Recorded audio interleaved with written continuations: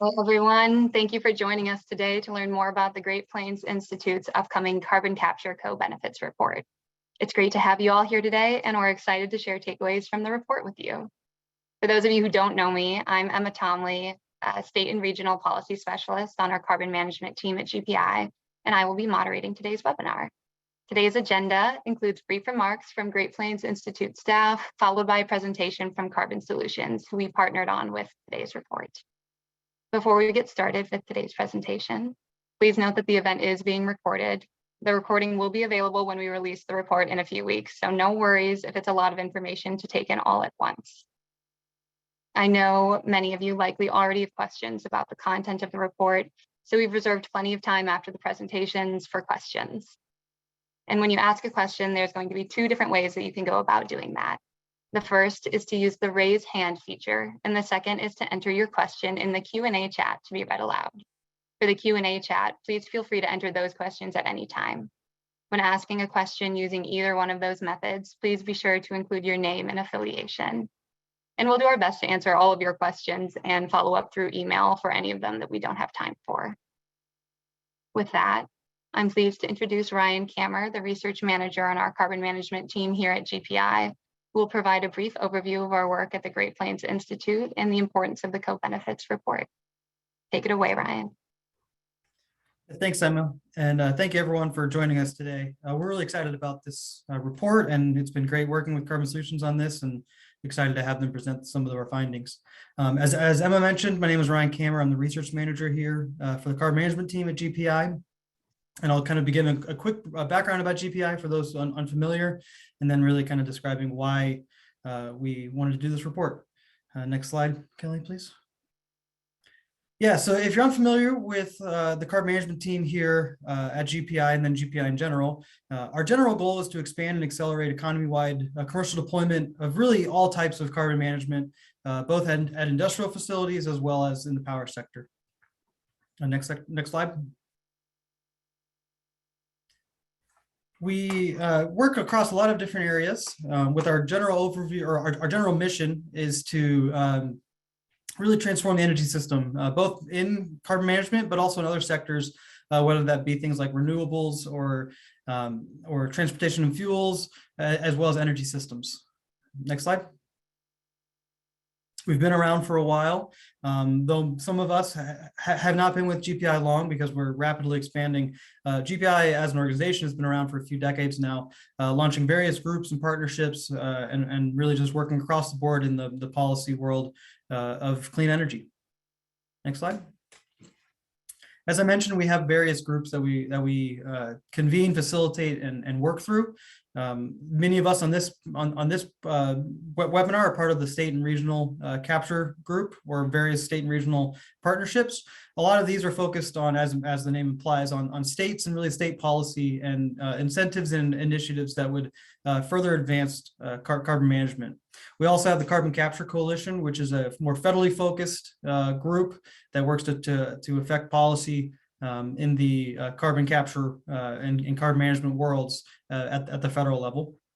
We have a industry-facing organization called the Industrial Innovation Initiative. This looks at decarbonization efforts, both in carbon management, but other electrification opportunities. And then finally, we have our newest group that was launched last year, the Carbon Action Alliance. And this group or organization is really geared towards public outreach and education, as well as labor engagement. Next slide. We work with groups like those on this call and others really through various resources that we put out. Some of these are provided here. We have things like like atlases, like the Carbon and Hydrogen Hubs Atlas. We had one recently earlier this year called the Direct Air Capture Atlas that looked in a similar fashion at what hubs would look like around the country for direct air capture. We've done various transport analyses. There's a mid-continent one that's available now, and we have another one coming based on the Mid-Atlantic region that will be coming out later this year. We do various legislative tracking. Emma and others at the group have been great about having a legislative digest that is something that you can sign up for to receive news on what legislation is occurring throughout the year related to carbon management. We also have other legislative work on our carboncaptureready.org website, where you can look and see what legislation and case law is available or has been proposed and implemented throughout the country. And then finally, with a lot of these different works, we have done various jobs analyses that really look at what the opportunities for jobs going forward would look like in carbon management. Through all of these and through other areas that we interact, we also try to create informational fact sheets that are typically 1 to 2 pages that provide different information on specific topics within carbon management that are more easily digestible for a quick understanding of a separate topic. As mentioned at the bottom, this is a preview of the report that will be coming soon later this summer. Next slide. Yeah, so with that, it's my pleasure to introduce the team at Carbon Solutions. As we've mentioned, this is going to be specifically about the co-benefits of carbon capture, and why we're looking at that specifically is we talk a lot about the CO2 being captured, but there really are other co-pollutants that are part of a system typically that are considered part of the capturing process that they'll be describing to really have a robust system for capturing the CO2. And so we really wanted to look at what that would look like, quantifying what the benefits of also removing those co-pollutants in the system would look like for various industries across the country. So the 3 Carbon Solutions people we have with us today are Dr. Erin Middleton. She's the Director of Energy Equity at Carbon Solutions. We also have Dr. Jeff Bennett, the Director of Life Cycle Assessment at Carbon Solutions. And then finally, Kat Sale, who is a research engineer. With that, I'll pass it on to Kat, and she can start talking about the report itself. Thank you. Thank you, Ryan. If I could go ahead and get the next slide. All right, so before we really jump into the report, I thought it would be a good idea to get us all on the same page with some background. So the first thing that I wanted to address is that we're going to be talking about carbon capture with amine systems today. So that means carbon capture using an amine solvent. On the left here, we have a very simplified diagram of a carbon capture amine system. So you have your gas here in the bottom left-hand corner that goes into an absorber. So your gas is going to be your flue stream from some sort of industrial plant. The CO2 absorbs into that amine solvent, which is the liquid inside the absorber.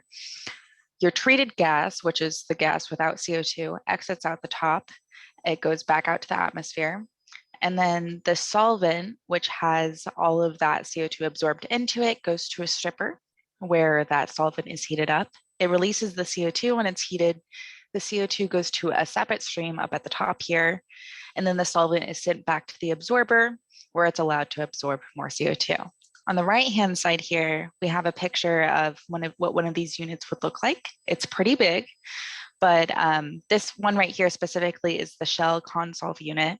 It looks kind of just like another stack at an industrial plant, and that's about the scale that we're looking at here. All right, next slide.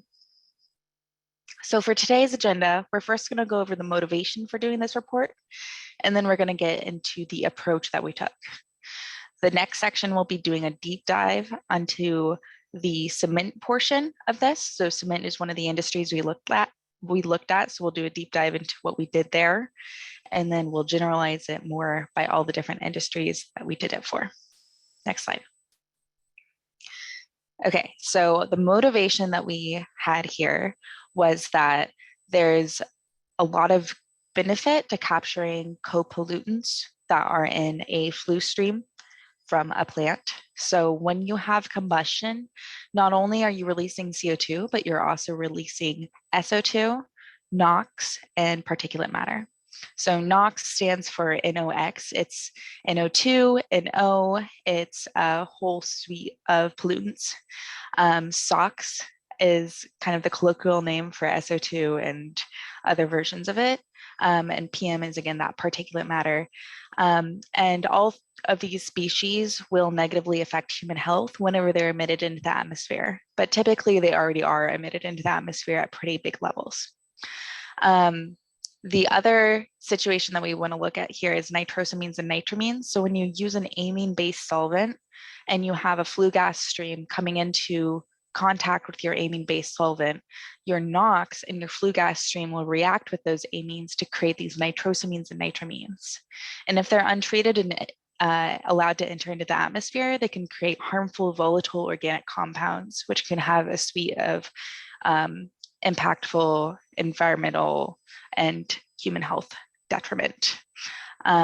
And then the other aspect that we want to look at here is heat stable salts. So if you allow untreated flue gas to enter into your carbon capture system, then not only will these nitrosamines and nitramines be formed within your carbon capture system, but also heat stable salts will be formed from the reaction of your NOx and SO2 with your amine. And these heat stable salts can lead to corrosion in your system. It can also degrade system performance. You can have solvent loss of your amine, and which is costly. You have to buy more solvent to continuously recharge your system. And there's also other things that can happen, like foaming in your system, just a lot of unexpected effects that will degrade your system performance. So because of all this, it's a good idea to go ahead and capture co-pollutants before they enter your carbon capture system. Next slide. So if you want to get rid of these co-pollutants, then you're going to have to filter them out before they enter the system. And one of the things that we did was we modeled these filters and the different filtration systems that you would use to get rid of these co-pollutants. So the first piece of equipment that we modeled and chose is called an FGD. It's specifically a wet flue gas desulfurization unit. And by the name, you might figure out that it's designed to remove your SO2 emissions. And we modeled one specifically that will remove 90% of your SO2 emissions. In addition to an FGD, we also chose a selective catalytic reduction unit, also known as SCR. And we have it designed to remove 75% of your NOx emissions.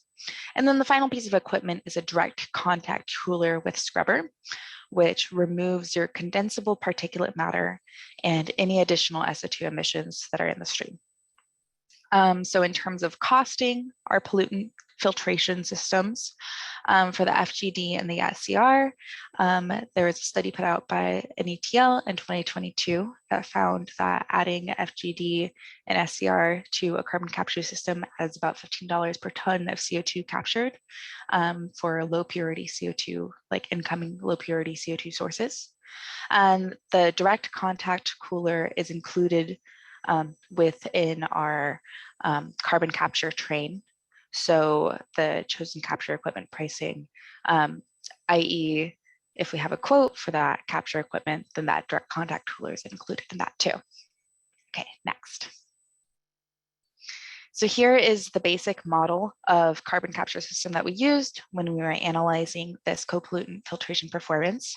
So if you have a low purity CO2 stream, this means a CO2 stream that's not just pure CO2, probably underneath like 50% CO2 or so.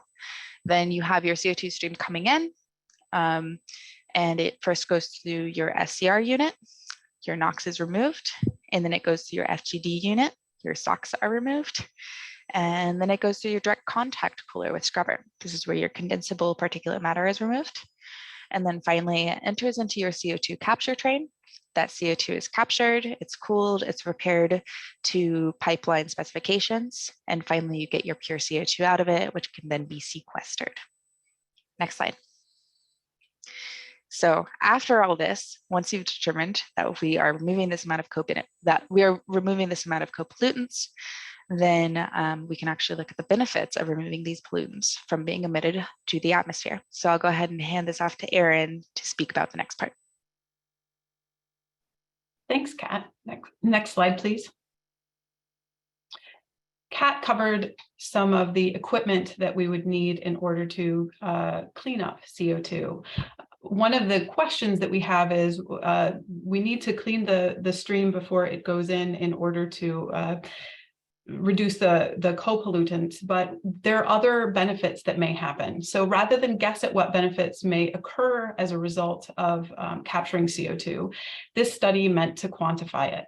Lots of folks have said, we think that what's going to happen is there's going to be health benefits, there's going to be systems benefits, there's going to be these other things. And one of the things we wanted to try to do was to start putting numbers to some of these.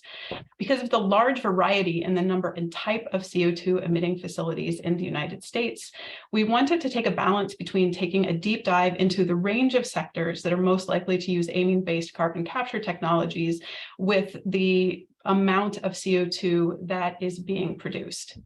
We decided on 7 different industries, which we'll talk about in a second. What you see now, though, is the size of the dots here are all of the industries with the amount of CO2 that is being emitted. Actually, the amount of all emission streams. What you can see is these also regions. And one of the things we wanted to consider was how would we approach this if we were to look at different industries and different regions in order to come up with a sampling strategy from which we could model the benefits for health. So in this case, when a facility emits CO2, it often happens that NOx or SOx are also, or particulate matter are also emitted. And we wanted to find a way to figure out how all of these things taken together would impact health benefits. Next slide, please. So in the last slide, you saw sort of the size of the amount of pollution, amount of emissions that were given off. And in this one, I wanted to show you the actual range of industrial sectors that we considered, along with the areas that we created our models. This is important for a couple of reasons. Number one, we wanted to take those that are most likely to benefit from capturing CO2. For example, coal power plants and natural gas power plants. Some of the other things that we considered are, for example, steel, cement, ethanol, refineries, and also fertilizer and ammonia. These are the ones that, given tax incentives and given emissions, are the most likely to carry co-pollutants and or have carbon capture technology put on them. And those were the ones that were most important for our study. In addition to considering these 7 different areas, we also focused on 10 different geographic areas, which you can see color-coded here. And what we wanted to see was we have these 7 industrial sectors, and we have these 10 areas. So how do you choose, instead of modeling every single stream from every single plant in the country, how can we think about putting numbers on this that are representative across geographic areas and industrial sectors? So in this case, for every region, we considered every single stream that was happening in that area by these 7 industrial sectors, and then took the median amount of emissions in each one of these sectors. Those were then used as the sample for which we did the estimates, some of which Kat covered already, in order to figure out the reductions to SO2, NOx, and particulate matter. Next slide, please. So to go into this in a little more detail, we had 5 major steps in this work. The first thing that we did was gather emissions data for industries. The next thing that we did was select representative facilities, which we talked about a little bit, and taking the median amount of emissions across the sector in each geographic area. That was how we selected the representative facilities by industrial type and geographic region. Finally, we took all of this together to figure out what the performance for each facility with amine-based capture equipment was. At this point, we were able to come up with 2 additional estimates, which were what the capture costs were for installing this technology and the health benefits associated with CO2 capture.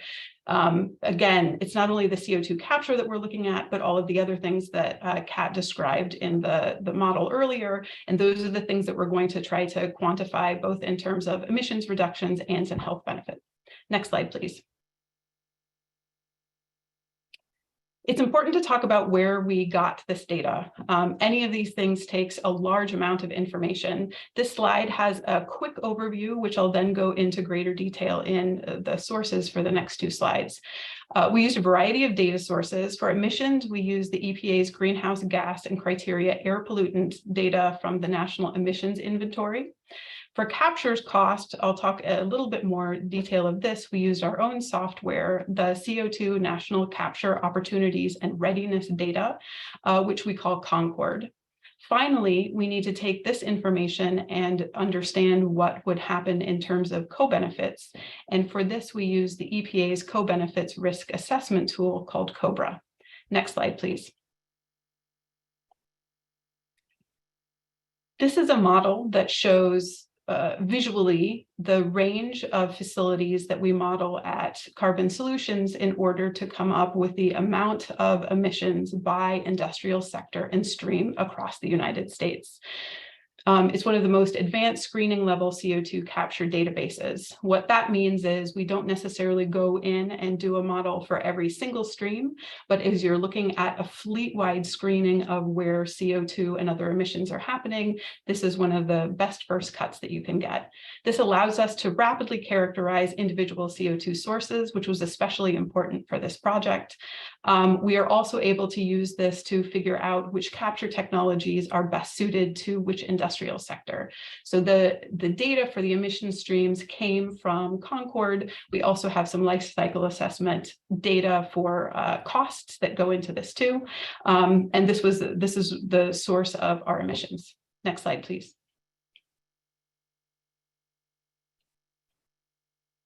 The last part that we showed was COBRA. And COBRA is a tool developed by the EPA to estimate health impacts of changes in air emissions.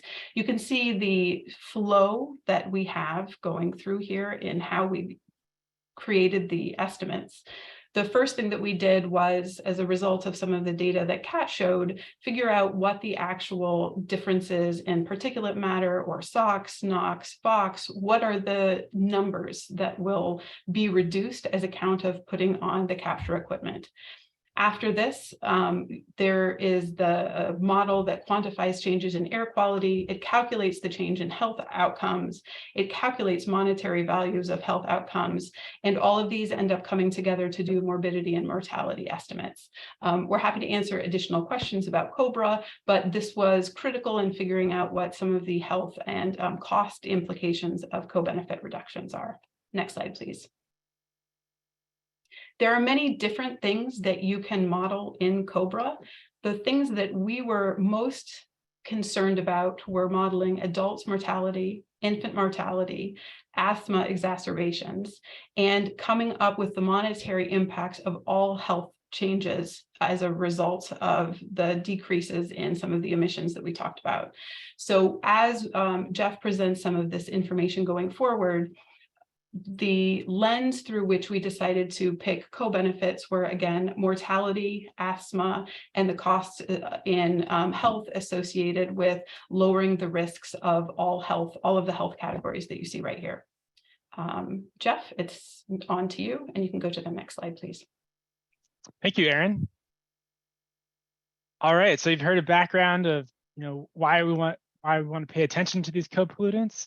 Heard about the method that we use to try to evaluate and quantify what those co-benefits are. So let's start going into the final piece of the method and then into some of the results. So a big part of the study was figuring out which facilities to analyze. So as Erin already described, we focused on 7 industries and 10 regions in the US.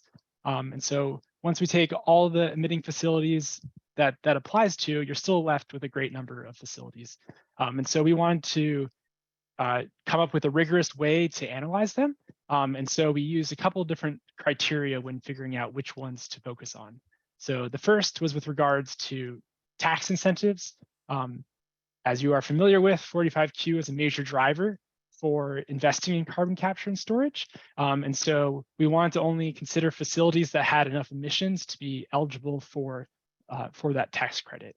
And that was the first starting point. The next part was our goal is to analyze the co-pollutants or the co-benefits associated with capturing the co-pollutants.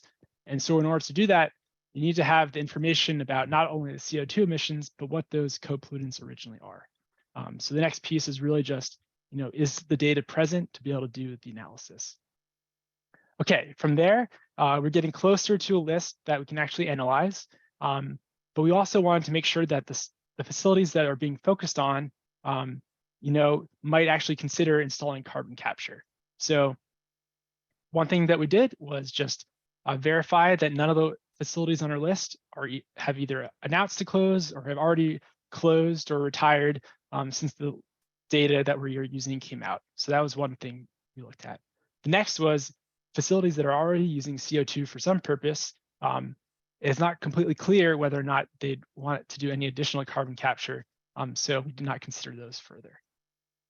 Finally, we were left with the facilities to select from, and from there, we selected plants that had the median amount of CO2 emissions.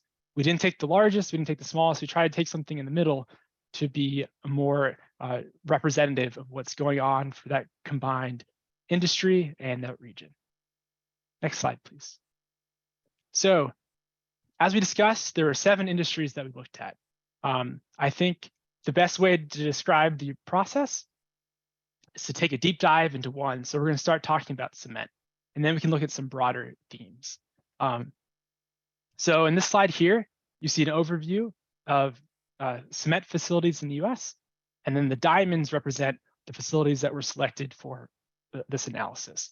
So you can see that there's geographic diversity of where they're located. But as I mentioned before, we had those specific criteria that determined what those facilities were.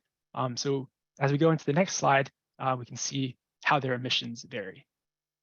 So here we see the same diamonds, so those are the same locations, and we're sticking with the same color scheme throughout this. So all the different regions have the same color scheme as you've previously seen. And then the diamonds show where we are with regards to CO2 emissions. So that's the x-axis here.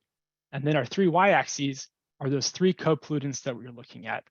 So we see the NOx, the SO2, the particulate matter emissions before any of capturing of the co-pollutants is performed.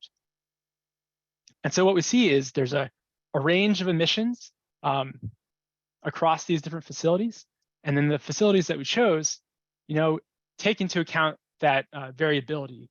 So we see a variety of different CO2 amounts are being captured, as well as a variety of these different co-pollutants being considered. So it recognizes or shows that doing this approach of taking something that's kind of in the middle gives you a scattering of different facilities that are out there. And so this is the same process that we use for all the different industries that we are looking at. Next slide, please. All right, so now starting to get into some of the results. So we started with data with the original emission levels for the CO2, the NOx, the SO2, and the particulate matter. And then we applied the carbon capture technology that Kat was describing before. And so from the data that we found, we worked with capturing 75% of the NOx. So that here on the top right, you see the original emission level is the whole bar. And then what is in the hashed portion is the reduction, or what gets captured by including the co-pollutant.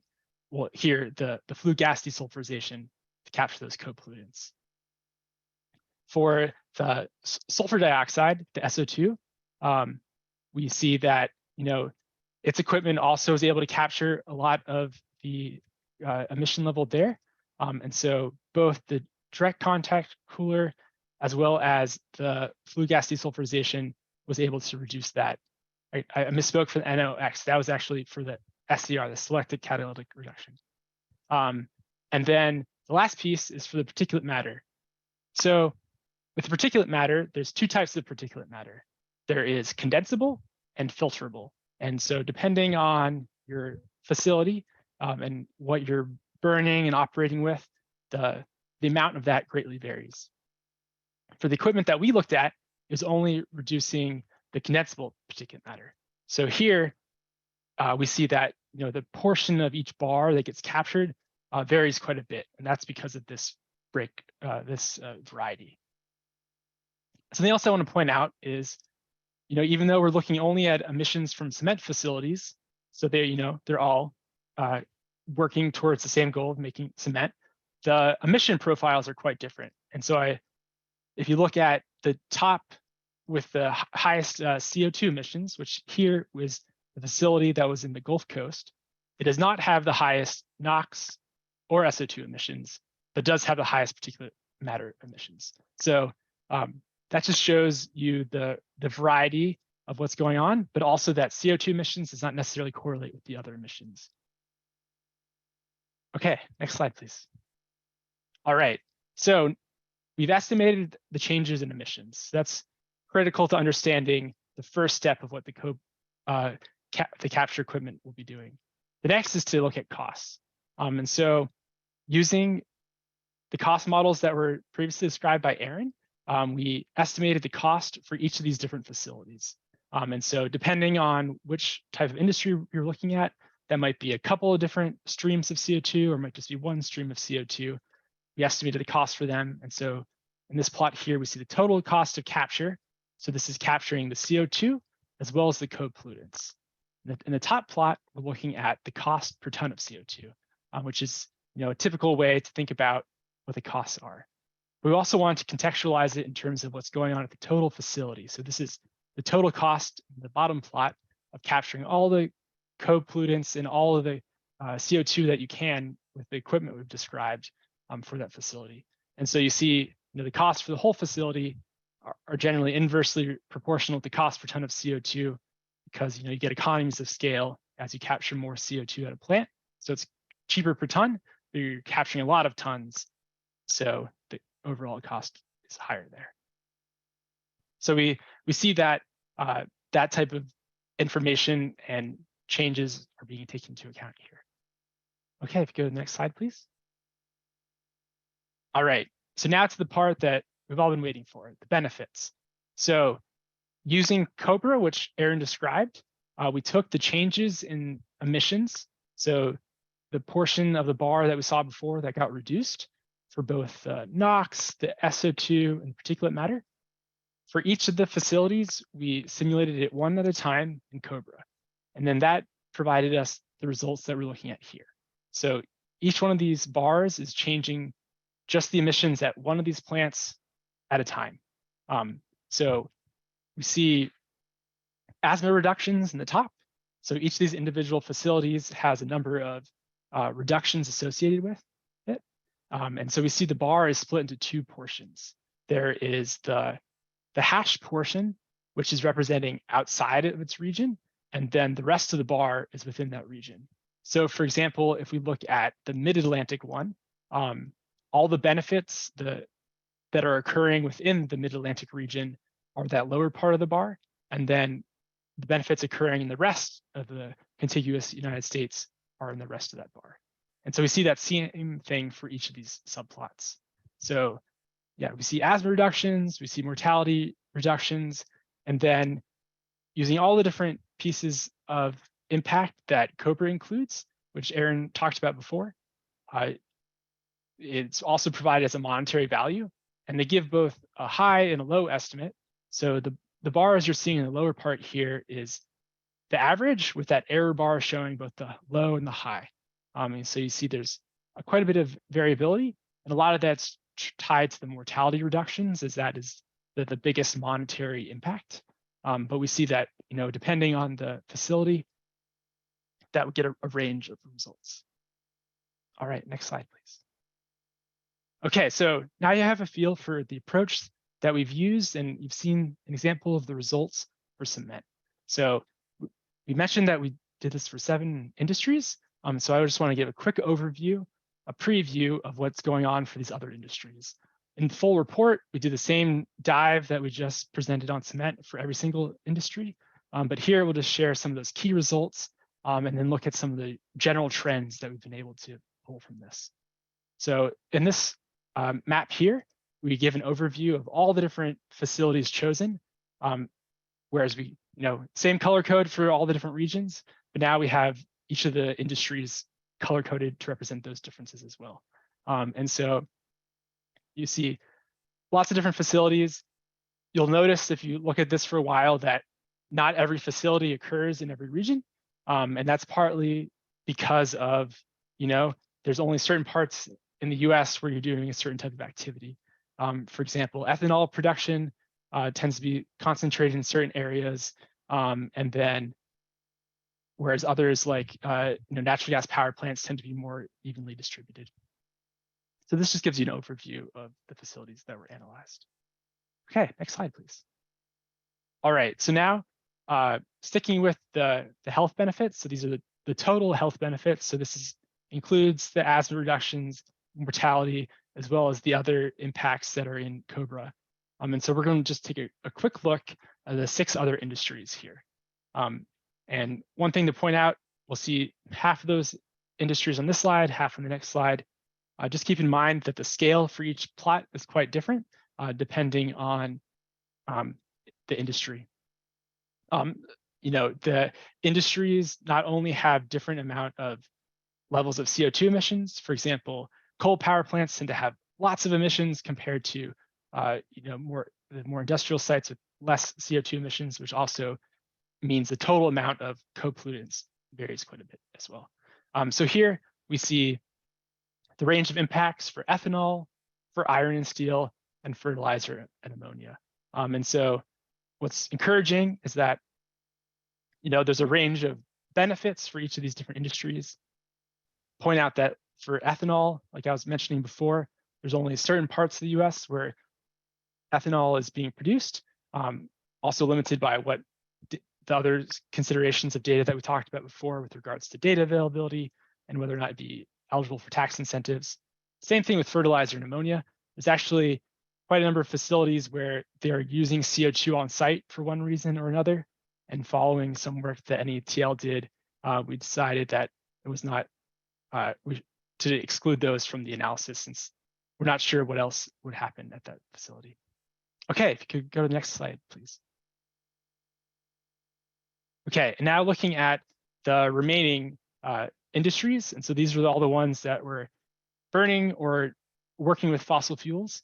And so like we see coal power plants, which has the highest impacts.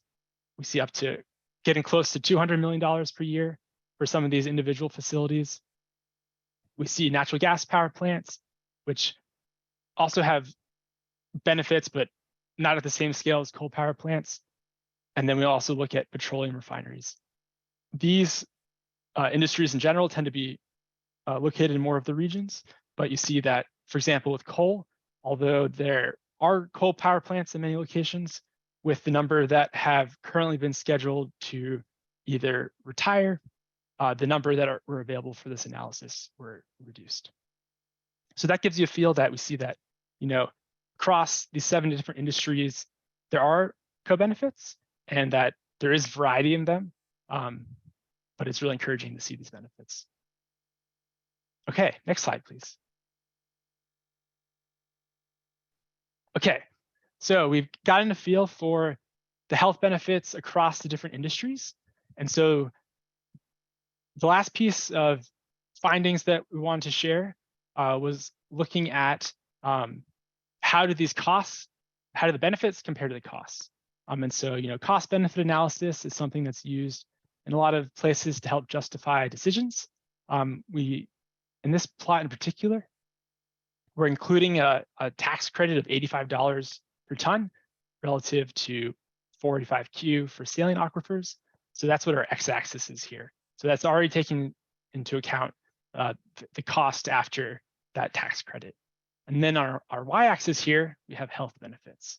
And so to break this down, we end up with 3 different regions to be able to group the different facilities in. And so the first is anything that has a cost that is less than $0. And we see that in these areas, well, the costs are less than the tax credit.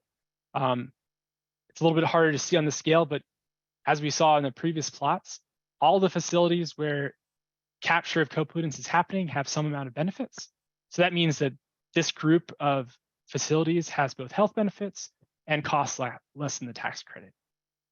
The next region in our upper right is where there are health benefits, and those health benefits are greater than the costs. And so this includes things like many of the cement plants, a good number of the petroleum refineries, and 1 or 2 coal power plants. And then the last region is facilities where there were health benefits found. However, those health benefits are less than the costs. And so that includes most of the natural gas power plants with a couple of the other facilities in there as well. So with this, you're able to get a sense of, okay, we can see what the costs are, we can see what the benefits are, and trying to make some, bigger trends out of that information. Okay, next slide, please. Okay, and so then wanted to show that if you were to just look at the 55 facilities we did for this study, and you added up all of the health benefits of those facilities by region, what does that go up to? So that's what these costs are here. So this is not capturing from every facility. This is just the facilities that we looked at. So those 55, which means that some regions have more facilities that capture is happening from than others. But just to give you a feel of the scale of co-benefits associated with those facilities that we studied. So there is variability for a variety of different reasons, like I mentioned, the number of facilities that were being considered, but also because the emission profile of the plants varied as well. Okay, next slide, please. All right, so in summary, we learned and shared that there's a variety of reasons why you want to remove the co-pollutants from your capture system. If you're going to be capturing carbon dioxide, your capture system wants you to remove these things so that it performs better, and also so you don't create other hazardous chemicals like nitrosamines. So we want to remove the SO2, we want to remove the NOx, and we want to remove the particulate matter. And so with that basis, we looked at these 7 different industries in 10 regions in the US, analyzed each for how capture being the co-pollutants, what that impact would be on the benefits.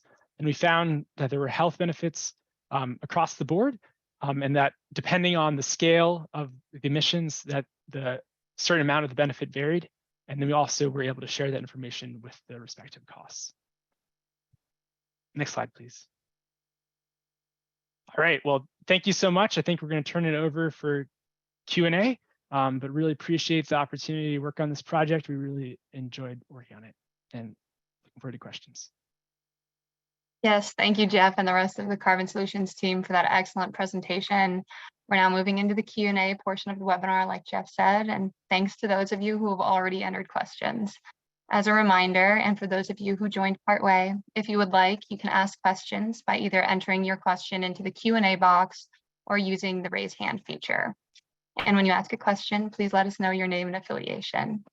Also, for those of you wondering where to read the report, it isn't out quite yet, but when it is, it will be published on carboncaptureready.betterenergy.org, which I'll place in the chat in a moment. And I'll also make sure to notify everyone registered and attending today when the report is published. As we move into the Q&A section, I'd also like to quickly introduce Matt Fry, the Senior Policy Manager on our carbon management team at GPI, who's also going to be joining. And with that, we can go to the first question. So Curtis Leslie from Holcim asked, on what technical basis were the representative facilities selected for each industry sector? Jeff or Kat, this might be a good one for one of you. Sure, I can start off. Yeah, so for this, we started with all of the facilities. We wanted to make sure that it'd be eligible for a tax credit. So that was just making sure that there was enough CO2 emissions there as a starting point. So that helped us reduce the list of possible facilities a bit. We need to make sure that facilities had the co-pollutant information available so that we could do this analysis. So that also reduced some of the facilities. Then from there, we made sure that we weren't looking at any facilities that were going to retire or had already closed since the time the data set was released. And then any facilities where CO2 was actively being used and indicated in the data set was also removed. So that narrowed down the total list of facilities quite a bit. And then with what was left, we worked with a median amount. So that is within a given industry and for a given region, what was the median CO2 emissions to guide on what facility was chosen. Great, thanks, Jeff. And Curtis, feel free to follow up in the chat if you have any follow-up questions. Next, we'll go to a question from Ben Davis, who asked, are there any other methods of carbon capture, non-amine solvent-based, that don't require all the pre-treatment of flue gases and therefore might not yield those co-benefits? Again, maybe Kat or Jeff. Yeah, I can take that question. So membrane-based carbon capture equipment may be a good source for that. Amine-based carbon capture, you definitely have to clean it up before it can go into there. So anything with an amine or even other like solvent-based carbon capture systems, you may have to do the cleaning, especially removing particulate matter, just because you don't want to clog your system. But for like a membrane-based system, you may not have the same kind of struggles with SO2 and NOx, but you may still have struggles with particulate matter. So you'd probably still see some co-benefits from particulate matter. And one other thing I'd add really quick is that there are other technologies and there are a variety of different technology readiness levels. So amine is definitely the most demonstrated, and then these other technologies are being developed and proven, but they're at different scales than I would say for amine today.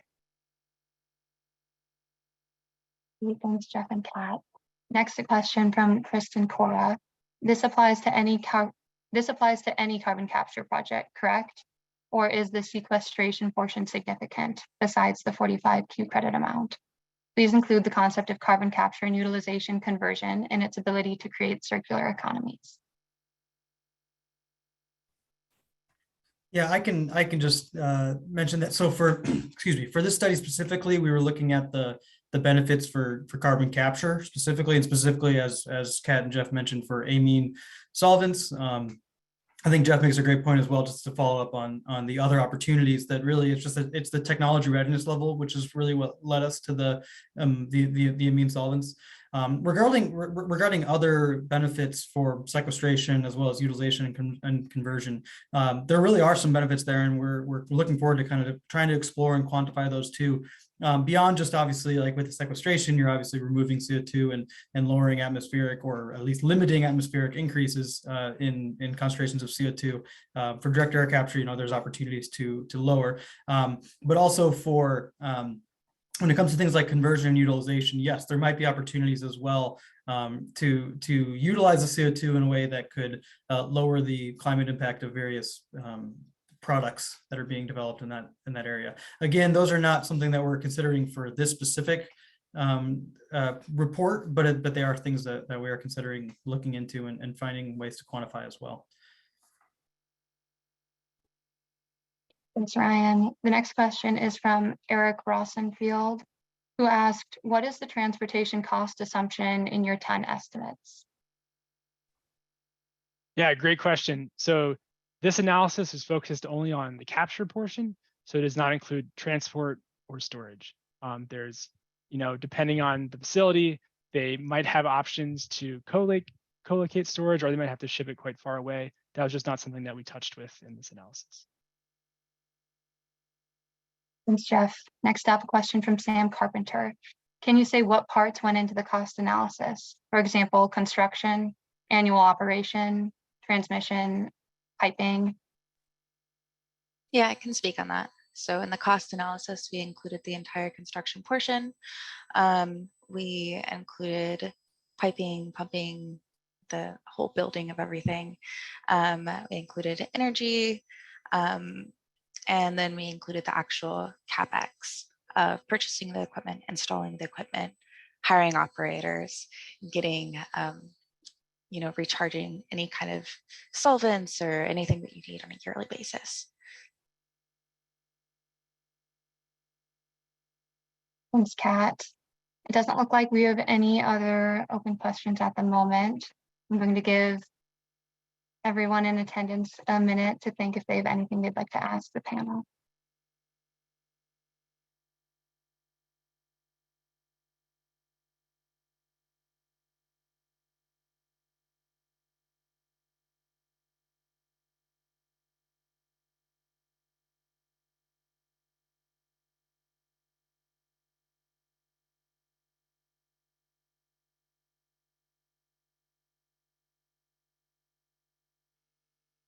And while we wait, a few folks did submit questions in advance of the webinar, so we can take a few moments to answer a few of those.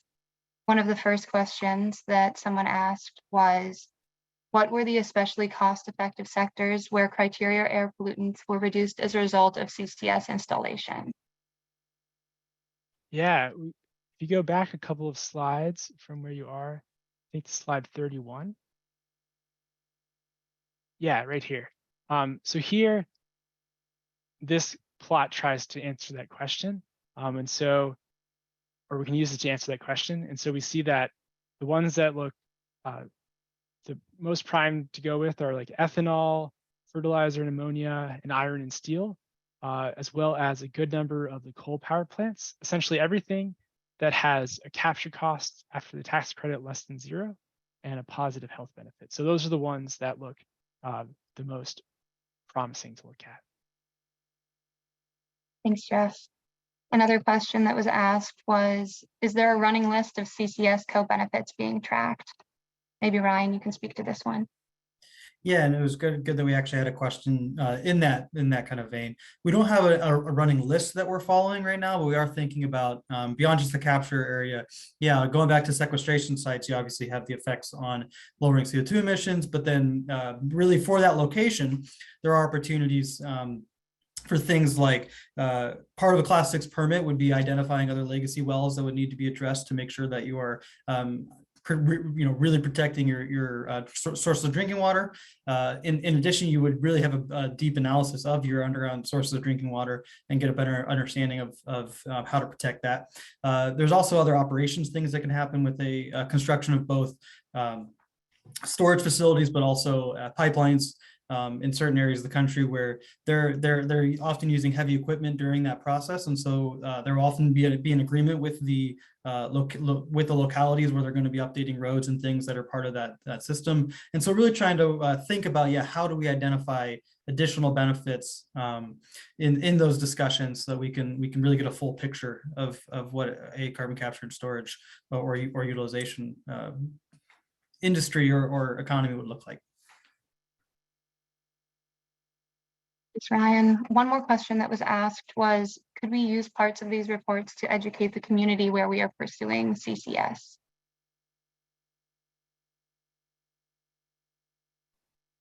I'll just say we hope so.